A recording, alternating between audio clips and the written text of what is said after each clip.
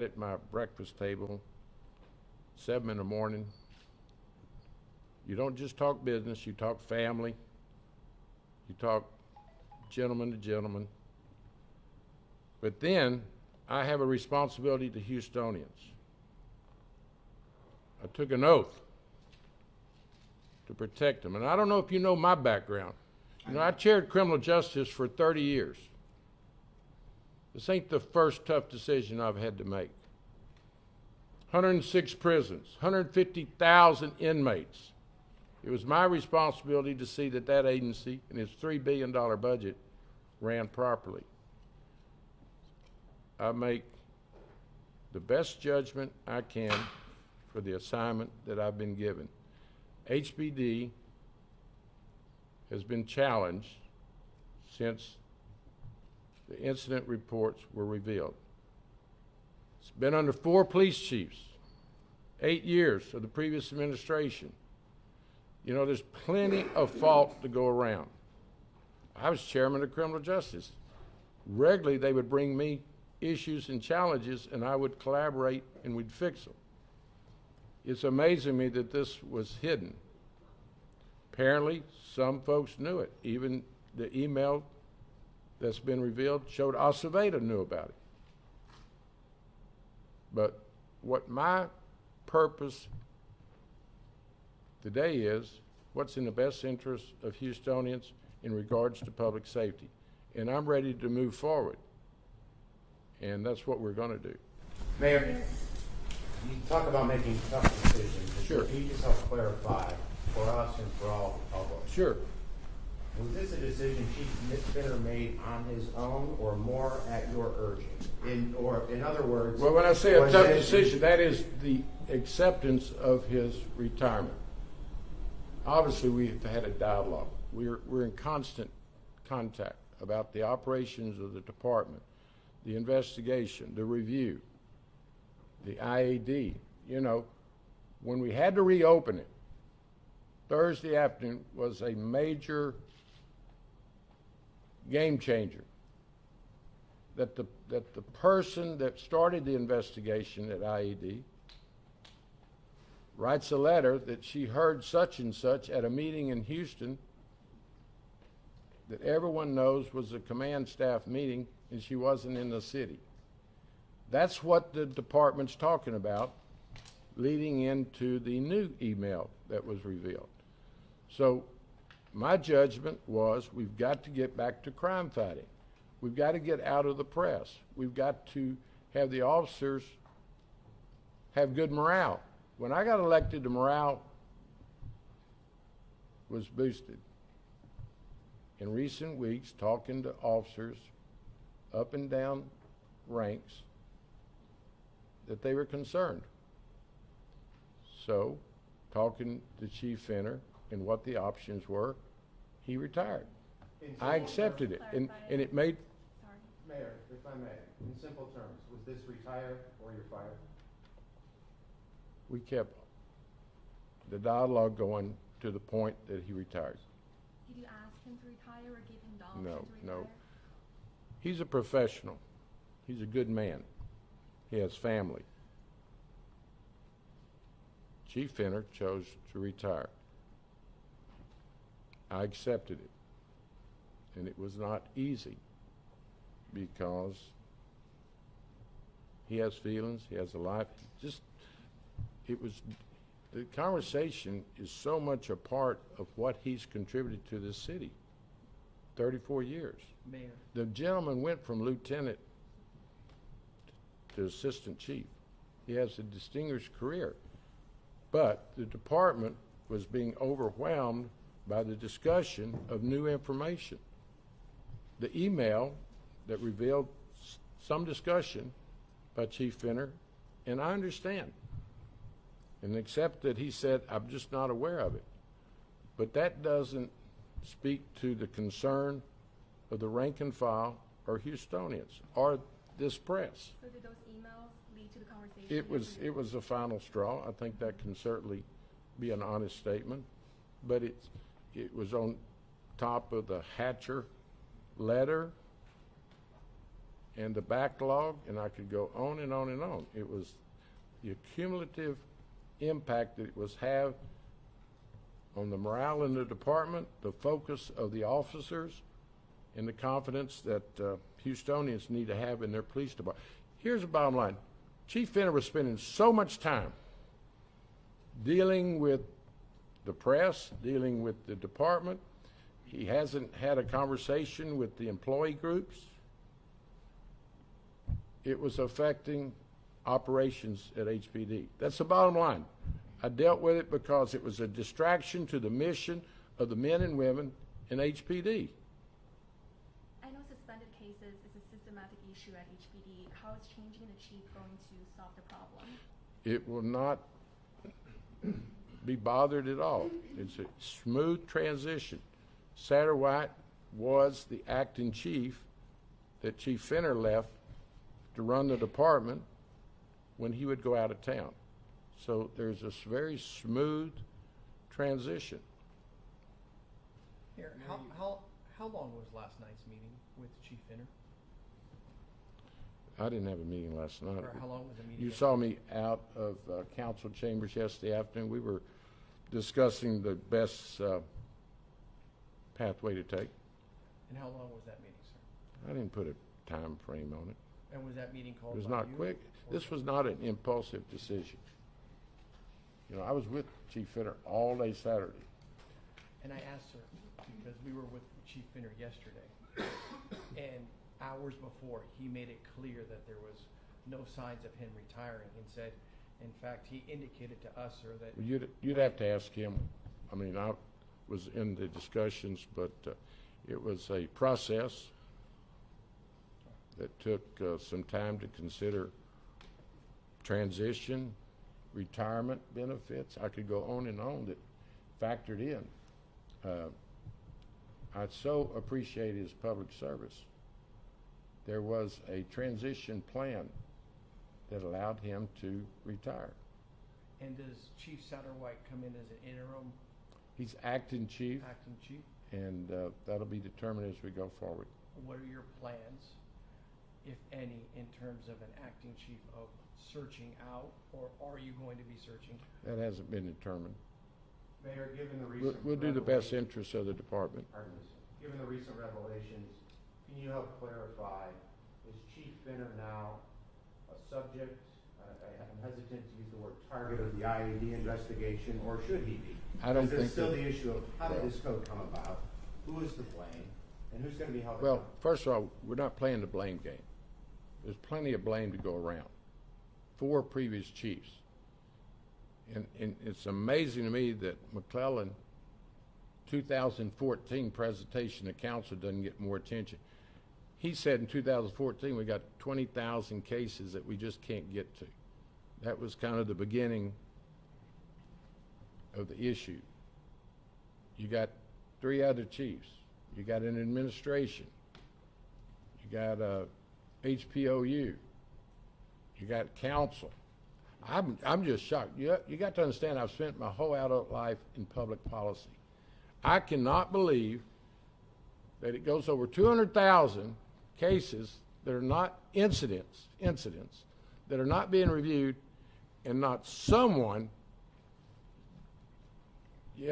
didn't yell fire or come before this council or talk. I mean, you know, if you look at the email, Acevedo knew about it. The email reflects that Chief Fenner knew about it. But why weren't they work for the council and the mayor.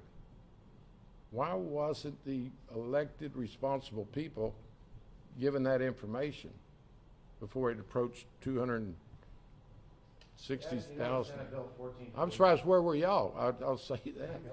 Senate Bill 1445, TICO reforms, I think you voted for that, sir, says that if someone retires or resigns during an active IAD investigation. He it doesn't, just we don't go have, away. to my knowledge, an active IAD investigation of That's the Chief question. Fenner. Should he be part of the internal affairs investigation, given the recent revelation? Well, first of all, he's not a part of the department as we stand here and talk to you. So there's no active investigation of Troy Fenner at the department. Mayor, you indicated the letter involving the Executive Assistant Chief, Chandra Hatcher. Mm-hmm. You yourself indicating that she was in another place in the state of Texas while claiming she was part of a command staff meeting. Does Executive Assistant Chief Hatcher face any discipline? Well, that's an active, Mario, that's an active investigation that I'm not going to intervene in or speculate. I think it is unfortunate that once Chief Fenner closed the investigation as to who knew what and when, it had to be reopened. And all I have read and heard is that, and you have to let the investigation go, what meeting was she speaking of that she heard distinctly Chief Fenner to say, get rid of that, and it was not followed. So Does it concern you that a letter that you highlighted here today for being untruthful, and that's a big term. that's your words. I did not say that. I'm sorry. You highlighted a letter that she was not being. That's in dispute, that raises serious concerns, that is impacting the performance of HPD in terms of morale. She's at the assistant chief Right. level. She's a leader. Right. So And there this are letter questions is of integrity. this letter is circulating, and it is part of the disruption that I took in consideration to accept his retirement. And that's And it's what- not any one thing. That is an issue, and then the email shows up, and it just starts at some point disrupting the mission of HPD. Mayor, if I may for 30 seconds, let me just explain it. You had concerns yesterday because there was an integrity question involving Chief Finner and an email from 2018. We have a letter that we've highlighted from last week in our reporting that also raises concerns Sure. of integrity. And the reason why this question is being asked, because when you had questions of integrity involving Chief Finner, the city of Houston saw action. Now we have raised questions about integrity involving. The difference is Chief Fenner works for me. The assistant chiefs work for the chief. So you're mixing apples and oranges. Those are not comparables. Chief Hatcher's investigation is active as to the timing, content, and accuracy of her letter. That's being investigated. We ought to leave it alone. Let the department do its job. Chief Fenner, with everything that's going on, chose to retire. Mayor, Chief Satterwhite was also in a high-ranking position for several years. Should he have said something about the suspended cases code? Well, there's no indication that he knew anything about it, like the other 5,000 officers and command staff and 4 police chiefs and a mayor, and I could go on and on. It's just shocking to me that, first of all, who was the fool that came up with the idea of not looking into incident reports and saying we're doing this because we don't have staffing. We are understaffed, okay? We ought to absolutely agree on that. Fewer cops, police officers than we had 25 years ago. What better way to get the resources than to say, if we don't get resources, we're going to have incidents that are not going to be looked into. And some of them are some of the worst of the worst, with sexual assaults, rapes. You know, there's been some 70 cases that the review has shown the perpetrator's still out there, and we had reason to know who he was. Family violence. Why didn't that trigger the opportunity to go transparent in public, come right here at this horseshoe and say they either didn't know or they weren't allowed to? So Mayor- to clarify, is it your understanding that Chief Satterwhite did not know about this code, or? There's no indication that he did. Mayor, following on that, in the selection process of a new chief, Yep. my first question You're talking is, about a new one like today? yeah, a new permanent chief to Permanent replace chief. Finner if Satterwhite's not elevated. What role will, if any, will HPOU play in that? And does it necessitate, given the question, how many of the command staff did know or had some knowledge, does it necessitate bringing in an outside chief? Well, first of all, HPOU will not play any primary role. It'll be my decision, talking to council, listening to Houstonians, my experience, my contacts, people's proven records, the recommendations. So that's will be the basis. And I'm not ruling out internal or external chiefs. I want someone that is a crime fighter, that realizes and appreciates the diversity of our city, and just wants to fix things. And quite frankly, there are a lot of best practices that I would share with someone that wants to continue or be chosen as chief. I personally think we need to get as many officers from behind their desks to out on the street. I think neighborhood patrols, you've heard, and quite frankly, you're talking about Satterwhite, he was heading up the collaboration effort with other agencies. Chief Fenner placed him in charge. He's been meeting with the constables in the different school and Metro and DPS. I could go on and on. We've made, you want to hear some positive news, people are fired up in the agencies to support one another. Now, you want to turn this into criminal justice, how are we going to fix things?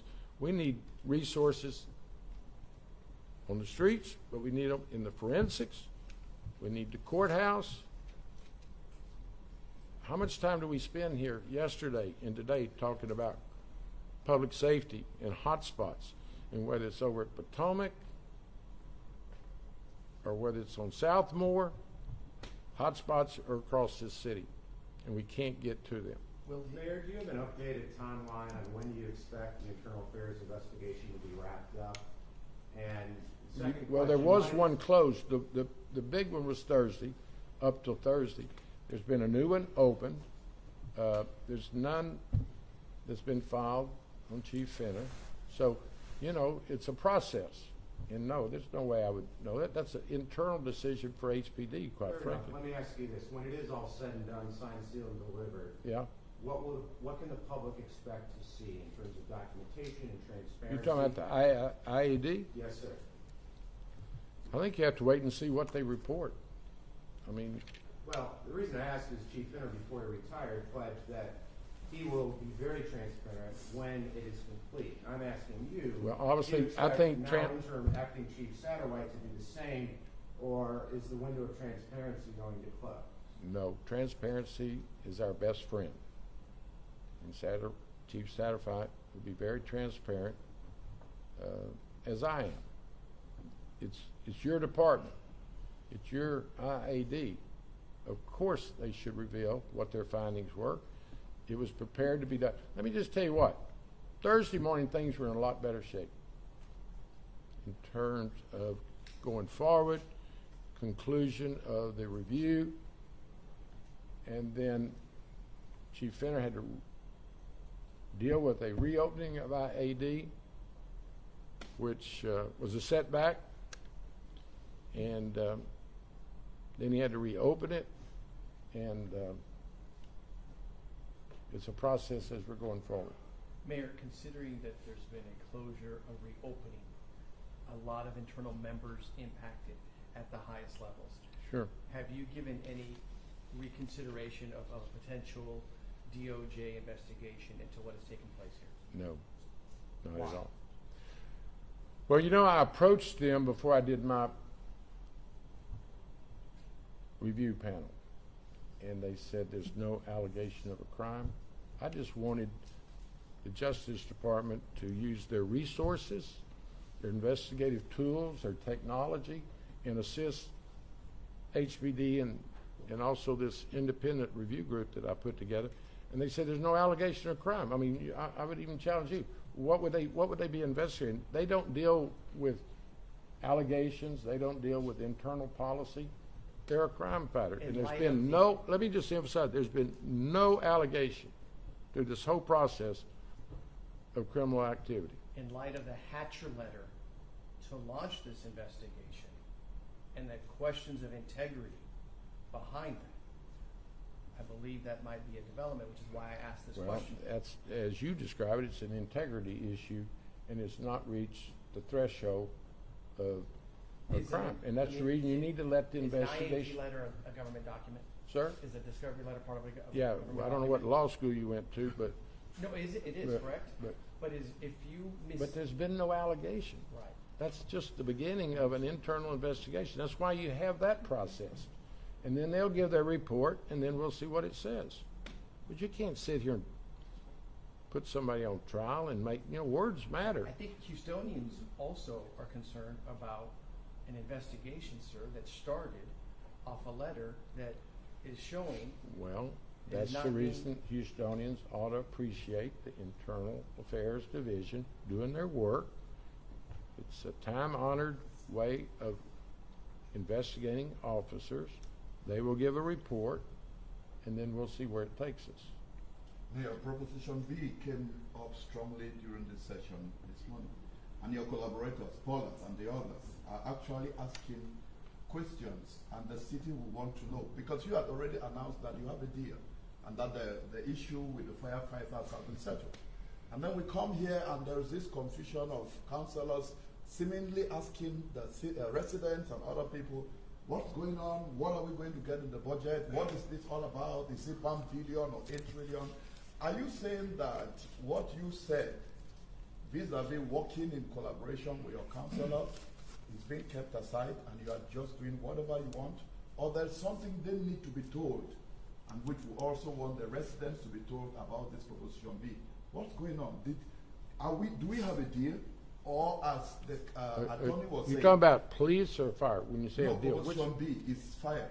Do we have a deal as you had announced, or are we following a tour that says the negotiations are going on? Who is confusing? Mediation is ongoing.